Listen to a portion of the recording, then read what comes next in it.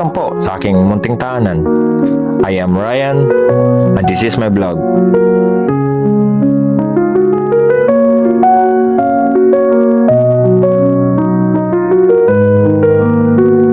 Sa video ito, ipapakita ko kung gaano ko kamahal ang aking trabaho, ang aking passion at dedikasyon to capturing the heart and soul of every cycling events across Mindanao.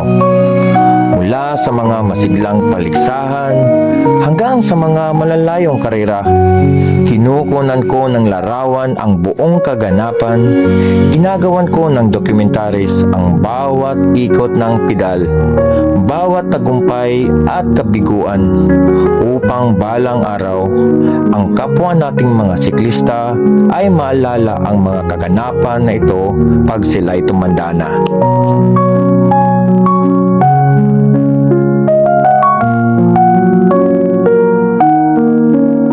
Ang bawat karera ng aking dinadayuhan ay higit pa sa isang kompetisyon.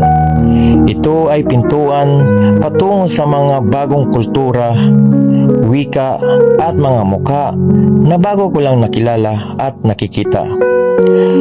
Dito ko naranasan ang makita at galak na nakakapanayam ang mga sikat at mga inidolo ng karamihan. Nalalaman natin ang bawat istorya ng kanilang buhay na di naman iba sa ating naranasan at nakasanayan. The thrill of these adventures fills me with excitement and purpose. Yes, the journey can be tiring, nakakapagod po at magastos. But nothing compares to the fulfillment I get from revealing the true spirit of these events. I strive to share not just the race, but the life of our fellow cyclists, their culture, and unique essence of every place I visit.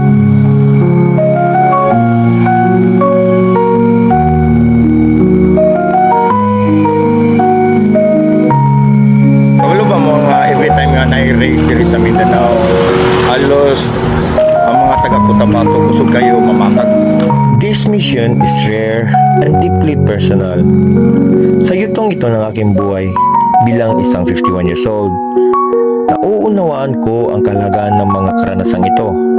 Mga pagkakataong hindi ko naranasan nung ako'y mas bata pa. Pinagpala akong nakapunta sa mga kahangahangang lugar na dati ay nakikita ko lamang sa mga postcard o social media. Pero ngayon, lasap ko na mismo ang tunay na ganda ng kalikasan na matagal ko nang pinangarap maranasan. Ang bawat tanawin, bawat simoy ng hangin at bawat sandali sa mga lugar nito ay nagbibigay sa akin ng kakaibang saya at inspirasyon na hindi matutumbasan ng anumang larawan o video.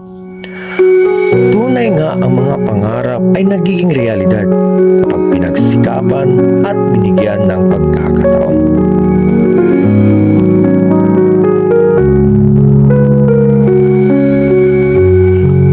Bilang isang content creator, ang aking hangarin ay higit pa sa personal na tagumpay.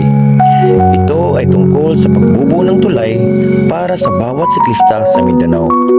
Isang komunidad na nag-uugnay sa pamamagitan ng mga kwento, magkakaibang kultura at pagmamahal sa sport.